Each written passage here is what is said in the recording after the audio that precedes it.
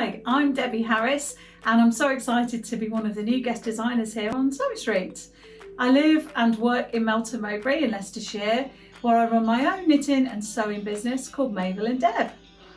I specialise in sewing and knitting and crocheting, and I've been doing all of those three things from being a little girl when my mum taught me all things knitting, crochet and sewing. Started off just crocheting little chain stitches and granny squares, and then actually patchwork sewing little hexagons, and they're still my favourite shape to sew now. I used to be a school teacher. For over 20 years I was teaching in classrooms. I just had the knitting and the crochet and sewing as a background hobby, but now I get to do this as my job, and I'm absolutely passionate about it and really want to share all that passion and excitement with you guys. A tip that I think is worth sharing with you is always use quality materials.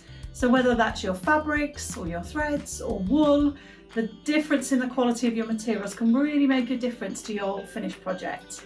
And always use the right tools, so whether it's a rotary cutter or a pair of scissors that are specially made for that job, that too can make all the difference.